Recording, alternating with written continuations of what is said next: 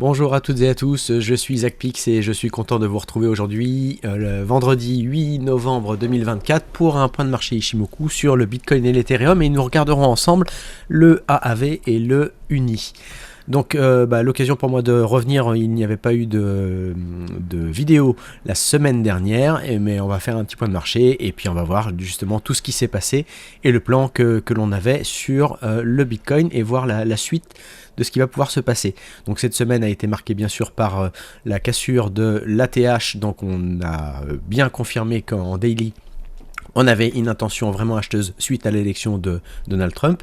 Il va falloir voir maintenant que l'on confirme cette hausse sur le weekly.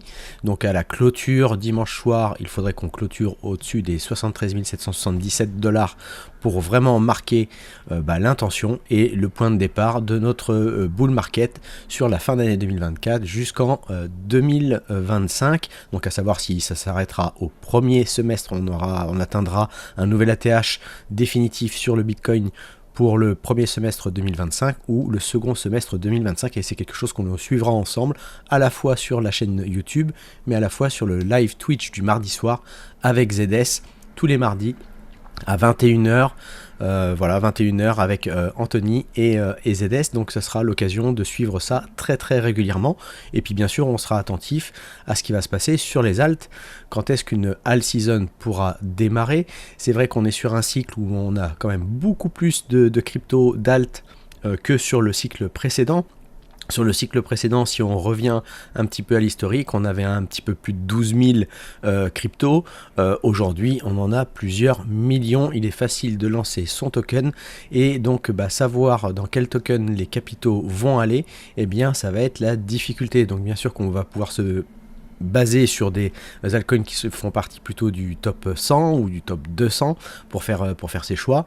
Il va y avoir aussi certainement de la hype sur certains coins, des mêmes coins, des coins qui n'ont aucune utilité, qui sont très récents, sur lesquels il n'y a pas forcément de projet développé, mais ça c'est le retail, le public aussi qui décide sur quoi ils souhaitent spéculer, et là ce n'est vraiment que de la spéculation et qui peut donner des effets de pump and dump importants. Donc il faudra effectivement soit choisir, soit s'écarter de ces coins là parce que le risque sera très grand, aussi grand en fait que le risque de gain, d'avoir un risque de perte important.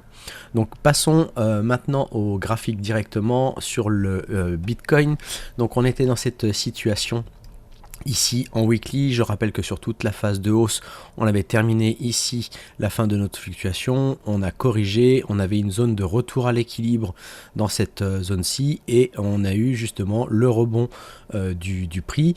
Et surtout ce qui m'a moi intéressé, je vais mettre plutôt ces tracés, les tracés weekly que vous allez pouvoir voir. On va juste ajuster ici par rapport au nouvel ATH qui a été fait encore hier soir. Eh bien c'était cette structure, on avait une structure ici en sommet et creux descendant, ici en cassant ce niveau là on a définitivement inversé la structure, donc ça c'est plutôt bien. On va s'attendre, on va voir justement jusqu'où le prix peut monter. Est-ce qu'il est déjà en train de faiblir ici? Est-ce qu'il va tenir jusqu'à dimanche soir pour faire sa clôture weekly au-dessus des 73 777 et ensuite peut-être corriger pour venir reprendre un appui, très certainement aux alentours de la Tenkan. On voit qu'ici on a une zone de polarité avec beaucoup de volume, une zone éventuellement qui pourrait rejeter ou qu'on pourrait venir travailler entre la Tenkan et la Kijun aux alentours des 65 000 dollars. Voilà, seul le marché nous le dira. Il y a une forte pression acheteuse de la part des ETF. Je crois que l'IBIT, l'ETF spot Bitcoin de chez BlackRock, a enregistré encore des nouveaux records mercredi notamment, en dépassant voilà les précédents achats qu'il avait pu faire. Donc on a un volume très important d'achats aujourd'hui dans les ETF spot, des institutionnels qui soutiennent vraiment le prix.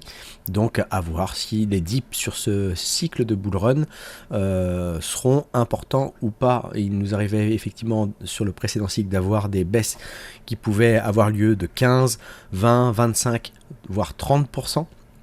À voir si ce cycle-là permettra d'avoir des dips de cette ampleur-là, ou si au contraire la force acheteuse fera qu'on aura des dips peut-être moins profonds.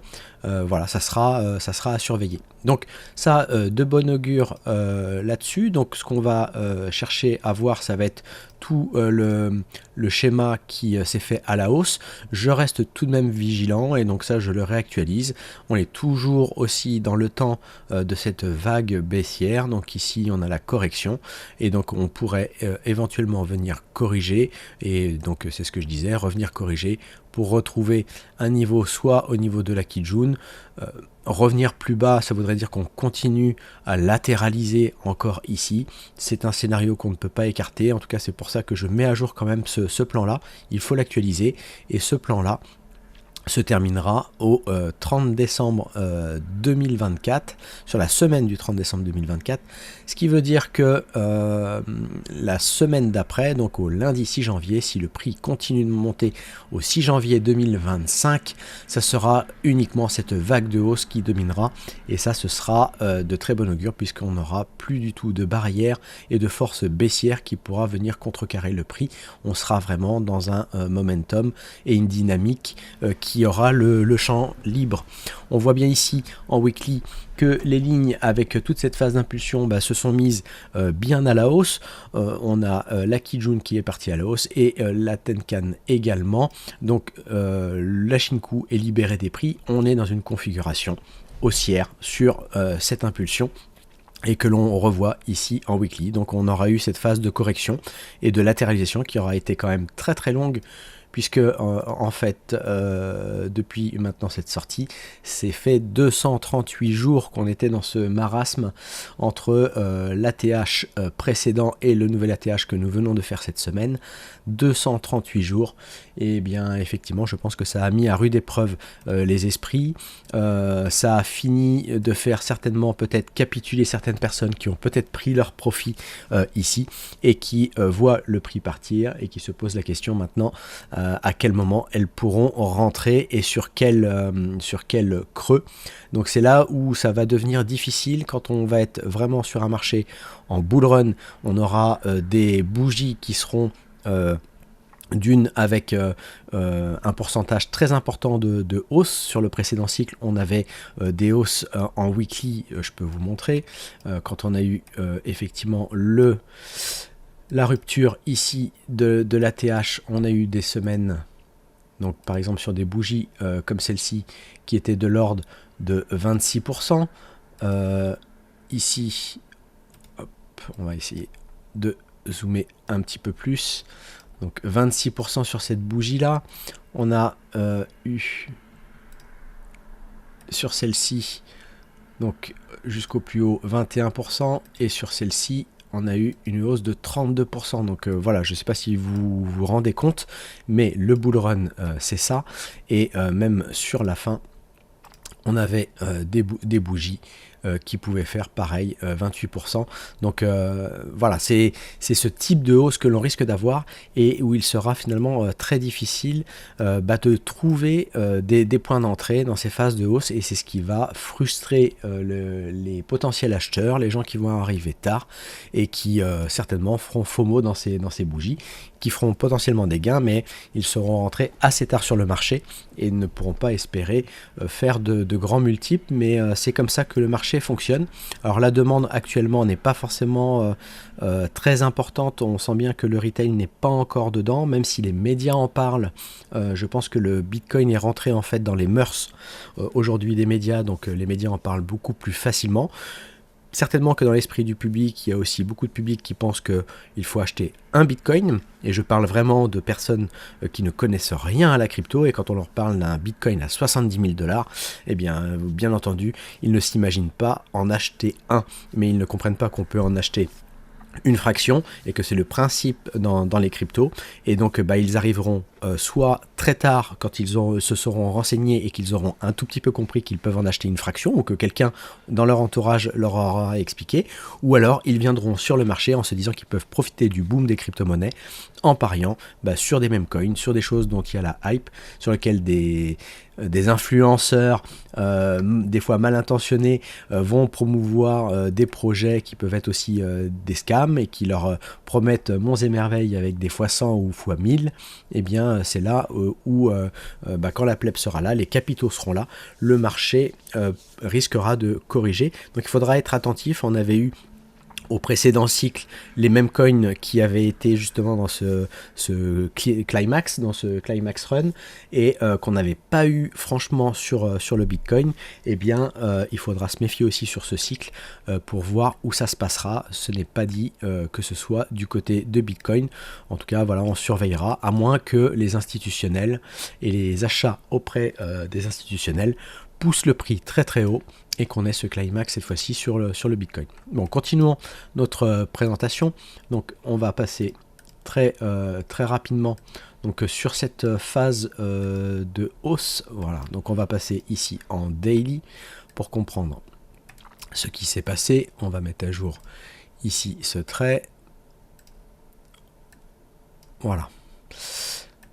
Donc ici je vais actualiser. Donc dans la dernière vague de hausse, ce qui est important, c'est que donc cette A, B, C ici, hein, donc avec le point A qui a commencé en septembre, la correction qui s'est terminée ici au 10 octobre, on est ici dans cette phase de hausse et on a dépassé la target V, et le prix se dirige encore potentiellement vers la E qui est à 80 446. Alors l'atteindra-t-il? Il va falloir justement ensuite décortiquer ce mouvement-là. Pour le moment, si jamais on devait corriger à partir d'ici, c'est-à-dire que si ici on marquait un sommet, hein, donc un sommet justement peut-être weekly pour une correction, eh bien on pourrait suivre ces lignes de force, alors avec un temps assez long pour aller rechercher de nouveau les 69 000 jusqu'à 66 000, ou on pourrait corriger assez rapidement pour revenir sur pareil ces zones, mais beaucoup plus rapidement, et repartir. Donc ça sera important à regarder, mais il reste du temps. On a jusqu'au 13 novembre pour finir cette fluctuation et voir si on atteint encore les 80 000. Donc ce qui va nous intéresser bien sûr, ça va être d'observer c'est ce qui se passe ici. Alors on va regarder quand même ce que l'on avait tracé, puisque si jamais on décortique en fait cette vague 3 pour comprendre comment elle s'est faite, on a bien eu ici, je vais vous le tracer, alors à moins que je l'avais ici, voilà. Donc hop, on va juste réactualiser comme ceci, voilà, et c'est là où on voit toute la force de l'Ichimoku. Donc cette vague 3 s'est faite en A, B, C ici, on a atteint ici une target qui nous a fait revenir dans une zone d'équilibre ici, le rectangle jaune entre 67 000 et 65 000, on est venu prendre appui ici pour repartir. Et ce qui fait que ensuite, voilà, je peux aujourd'hui tracer ceci, donc cette A, B, C sur lequel on a aussi, et c'est là où c'était intéressant, je vais vous retrouver, c'était ceci, voilà. Donc hop, on va enlever le cadrage de l'onde BCD, voilà. Donc ce que je disais, c'est qu'on était donc en fin de fluctuation, donc cette fluctuation qui se terminait au 13 novembre avec la target E à 80 446, et on voit qu'on a une confluence ici avec la target V, donc à voir si justement le prix pourrait pousser encore un peu, et ça ce serait intéressant. On va avoir une montée ici passive de la Kijun, puisque la Shinku va effacer encore des points bas. Et puis après on va avoir plutôt une mise à plat qui donnera peut-être un temps de pause qui permettra une correction du prix. Donc on va dire qu'il reste peu de temps pour pousser jusqu'à cette zone là, mais on suit pour l'instant la ligne de force qui nous mène bien pour l'instant vers la V. Attention, ici on commence à avoir des doji, donc on a un petit moment là d'indécision, il y a une petite bataille à voir si justement il y a un manque de demande et le prix va s'essouffler, et du coup le marché ira rechercher un prix sur lequel il y aura de l'échange pour pouvoir reprendre une phase de hausse. Donc voilà, on est dans un moment critique ici qui va être à observer. Donc on peut descendre ensuite, si jamais on veut observer ce qui se passe ici, eh bien on va descendre de 3 unités de temps puisqu'on n'a pas beaucoup de bougies. On va descendre sur le 40 minutes et puis on va observer. Donc vous voyez hein, qu'on tient nos tracés totalement à jour, et ici on peut voir, donc hop, et on commence à voir qu'on a un phénomène ici de compression. Voilà, donc je vous l'illustre, on va mettre ça dans la même couleur. Voilà, donc si jamais hop, ceci, le tracé weekly, on le masque, on voit bien en fait cette phase de ralentissement, c'est-à-dire qu'on absorbe ici, on voit le Kumo qui se rétrécit, c'est-à-dire qu'on absorbe en fait la phase de hausse. On a un prix qui ralentit, et vous voyez en fait là où on avait des impulsions très fortes, qu'on commence à avoir des pentes qui s'aplatissent de plus en plus, et ici on est dans un pur ralentissement, avec la Shinku bien qui rentre là dans les prix. Donc attention, ici il va falloir étudier justement ce qui se passe pour voir quelle est la dominante. Alors même si ici on a une vague ici de dominante haussière, on sait que au niveau du temps, voilà, il va plus nous rester beaucoup de temps, c'est à dire qu'il va nous rester jusqu'à 11 heures pour partir à la hausse. On n'aura plus le droit de casser ce creux là, c'est à dire que si on casse les 75 494, ça sera une dominante de baisse qui dominera. On sera vigilant bien sûr avec les nombres d'Ishimoku, avec les logiques, avec les outils que l'on a. On fait attention aux recorrélations possibles, mais voilà, il suffit ici d'observer un petit peu les phases pour voir que on a une mise à plat, on a une compression, et il y aura certainement, donc si jamais on simplifie, on est dans ce range ici, et il faudra voir en fait à quel moment on sortira, et si on veut prendre position, bah, c'est vrai que nous on va préférer non pas rentrer ici dans la phase de baisse, mais plutôt sur le rebond, voir ce qui va se passer justement sur ce niveau là pour prendre un trade éventuellement à la baisse. Donc ça c'est pour la baisse, mais pour quelqu'un qui va être investisseur, il va vouloir simplement suivre ce que va faire le prix, quand est-ce qu'il s'arrêtera de sa baisse, sur quel niveau le prix viendra retrouver un prix d'équilibre de marché intéressant. Est-ce que ça sera sur les 70 000, est-ce que ça sera justement sur cette zone de volume pour repartir. Voilà, donc c'est ce qu'on cherchera à suivre, mais cette compréhension en fait du développement du mouvement nous permet de voir en fait cette phase d'absorption totale et de voir ce qui va se passer ici. Et c'est dans ces phases là en fait de ralentissement qu'il peut y avoir effectivement un petit peu de manipulation, c'est-à-dire qu'on peut faire de nouveau un nouveau pic pour prendre la liquidité et liquider les shorters qui étaient déjà placés ici sur le haut, pour les liquider et ensuite descendre. Donc voilà, soyez vigilants. Je n'aime pas faire du short sur un marché qui est en bull market. Voilà, autant quand on est dans des phases beaucoup plus de latéralisation, ça peut être éventuellement intéressant, mais attention à rester dans le flux du marché. Donc voilà pour le Bitcoin, donc le niveau des 75 494 là qui va être à surveiller, la clôture weekly du Bitcoin qui doit se faire au-dessus des 73 777, et puis bah écoutez, on a un ATH qui est à 76 849,99, donc c'est là où on se rend compte qu'on revient de loin après avoir fait un bottom sur les 49 000. Alors vous allez me dire, bah, qu'est-ce que ça pourrait donner pour la suite? Eh bien on va regarder ça ensemble tout de suite. Alors repassons en weekly pour cela, et regardons, hop, voilà, et on va masquer tout ça, voilà, et ceci aussi.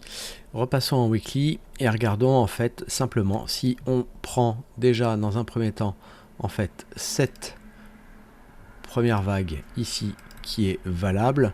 On aura les targets qui seront posés pour la suite du mouvement du Bitcoin, puisque ici on a validé notre creux en cassant le précédent sommet. Et donc on a des targets actuellement qui sont aux alentours des 97 000 et 122 000, avec un objectif ici avec cette fluctuation qui se terminerait au 30 juin. Et je rappelle qu'il y a une autre fluctuation qui est possible, et donc cette fois-ci avec, Voilà, on va la mettre celle-ci en pointillé, donc c'est pas celle que pour l'instant je privilégie, je préfère suivre pour l'instant le court terme et on va découper tout ce qui va se passer sur cette phase de montée. Il y a aussi cette possibilité, et donc hop, on va la tracer également. Et pour voir l'horizon de temps sur lequel on peut se placer, et qui là nous emmènerait donc jusqu'à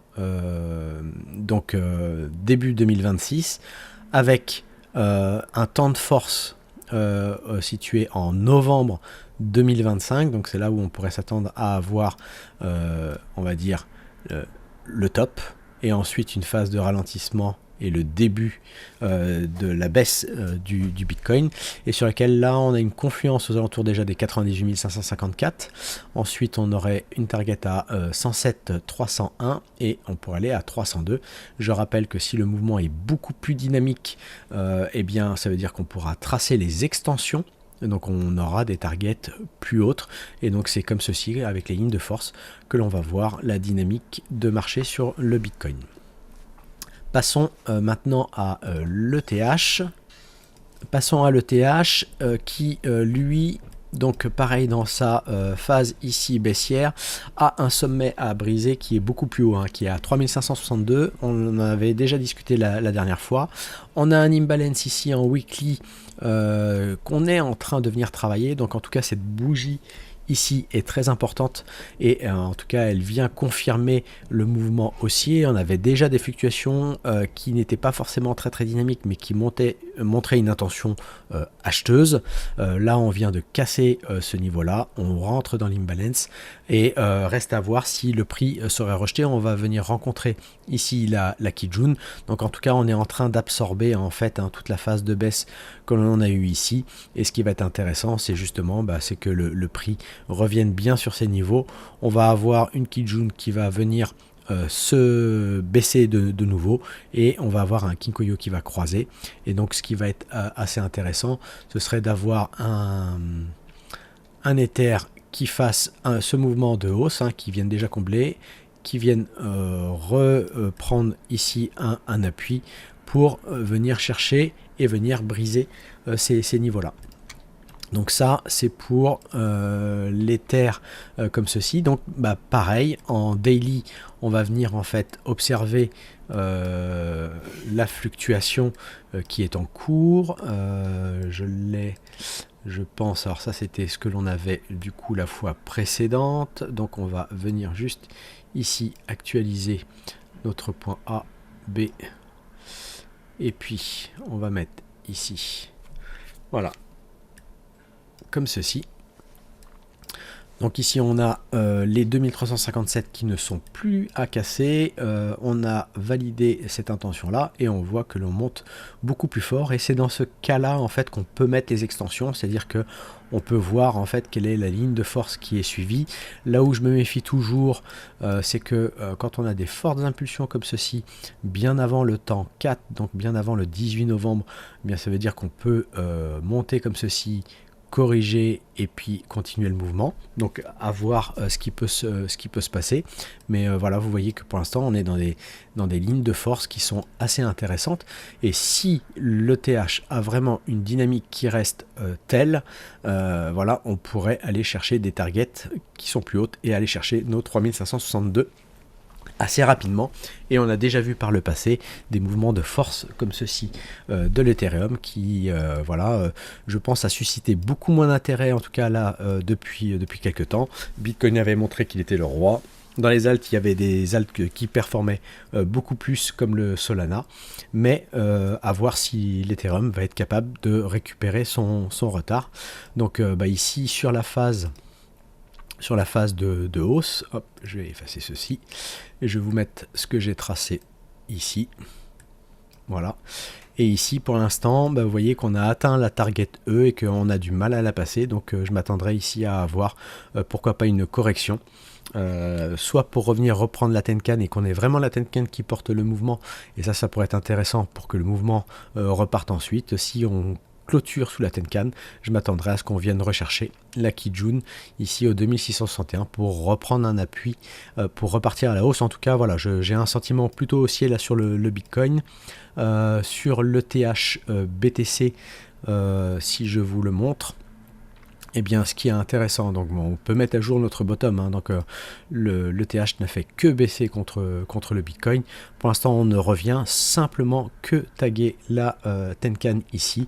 Il reste du temps, donc pour l'instant, la configuration de ETH contre BTC n'est pas suffisamment intéressante. Là, ce qui pourrait être intéressant, c'est qu'on ait une bougie suffisamment impulsive comme celle-ci qui revienne chercher la Kijun, qui revienne prendre un appui, qu'on ait la Shinku qui ait un petit peu de temps pour passer au-dessus des prix, et ça ce serait un bon indice. On l'a pas eu, franchement, on l'a eu ici, mais c'était vraiment timide. Ce qu'on veut, c'est vraiment une Shinku qui passe au-dessus des prix de manière comme ceci, vraiment ascendante, et ça pourrait être intéressant pour montrer que pareil sur ETH contre BTC, on a un mouvement comme ceci, et puis après on est parti pour casser justement aussi des niveaux importants, et puis venir avoir un vrai bull run aussi également sur l'Ether.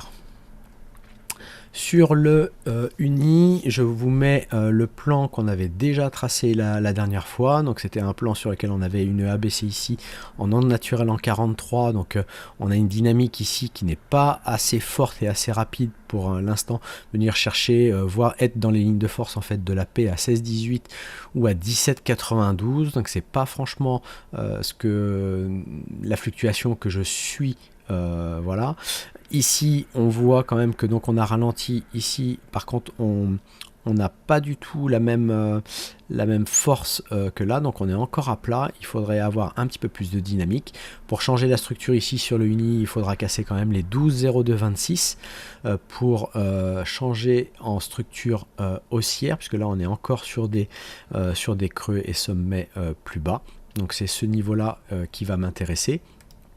Par contre, ce que l'on avait, et ça c'était intéressant, c'était ici une onde qui était en 18, et voilà, bon pareil, on ne suit pas les lignes de force, mais en tout cas on a eu, il me semble ici, voilà, on a eu quand même des forts volumes ici qui se sont faits. Donc là ça bataille, et c'est plutôt intéressant à voir. En tout cas voilà, on a déjà atteint la target ici SM. J'aurais aimé qu'on aille chercher quand même déjà un peu plus haut, et puis c'est pareil, on sera vigilant à ce que le prix, est-ce qu'il peut faire ceci, est-ce qu'il peut venir reprendre un appui et ensuite corriger, et donc là on aurait une configuration assez sympa.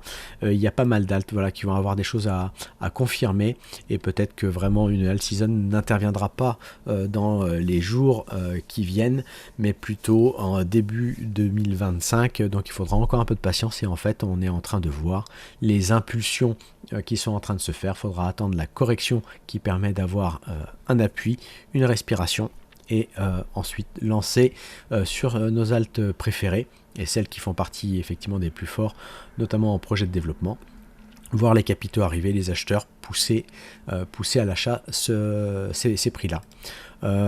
Ici sur la hausse, si je passe ici en daily, voilà, pareil, même configuration que pour le TH, c'est-à-dire une bougie ici très impulsive qui marque effectivement et qui valide cette fluctuation là.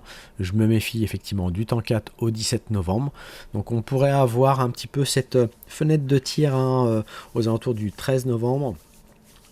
Sur Bitcoin, si Bitcoin venait à corriger à partir du 13 novembre et marquer une baisse, on pourrait avoir une vague de correction sur les alts également, et ça sera les retours sur la Kijun ou les retours sur la SSB qui devront marquer un point de support important pour que le prix puisse se relancer. En tout cas, voilà, les configurations ici sur le Uni sont belles, avec des targets qui pourraient aller chercher les 10,89 ou les 11,12 sur ce prix là.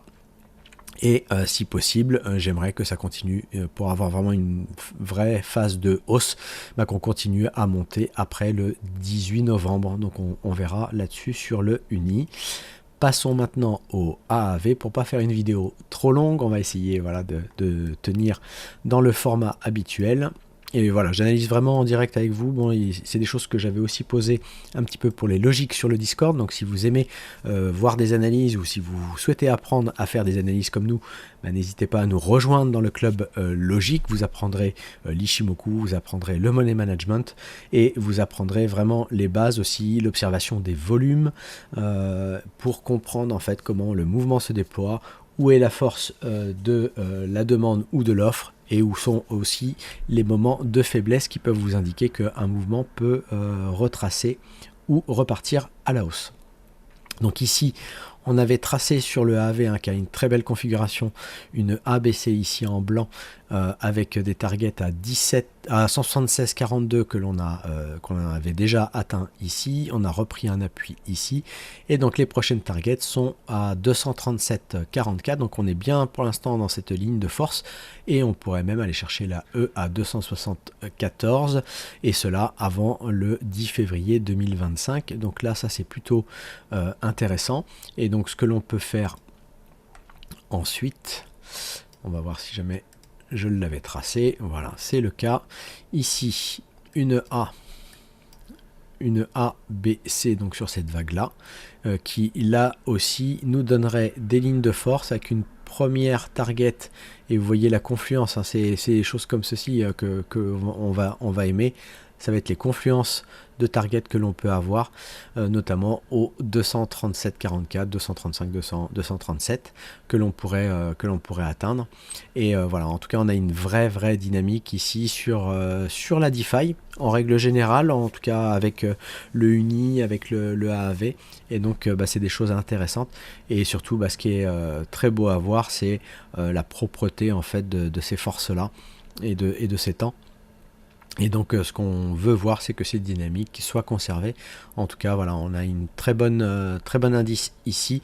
Pareil, je vais attendre. Donc ici on a eu la confirmation en daily qu'on clôturait au-dessus du point B, le point B qui était à 180,74. L'idéal ce serait d'avoir même une clôture weekly au-dessus de ce niveau-là. Donc voilà, dimanche soir, rendez-vous pour voir la force de Bitcoin et la force du marché. Et puis moi je suis très heureux de vous retrouver. Voilà, c'est vendredi. On va continuer à analyser le Bitcoin, l'Ethereum, les altcoins que vous me soumettez en commentaire. Donc n'hésitez pas, laissez-moi un commentaire. Dites-moi ce que vous en pensez. Dites-moi ce que vous voulez voir. Est-ce qu'il y a des choses que vous voulez qu'on parle au niveau de l'Ishimoku? Et ce sera avec grand plaisir qu'on pourra aborder des sujets comme ceci dans cette vidéo du vendredi. Et puis likez cette chaîne, abonnez-vous, activez la petite cloche pour être notifié lors des prochaines vidéos, et puis rejoignez-nous sur le Discord ou sur le Twitch le mardi soir avec ZS Trader pour la suite du plan sur BTC et sur le marché des cryptos. Je vous souhaite un très bon week-end et je vous dis à très bientôt. Ciao ciao.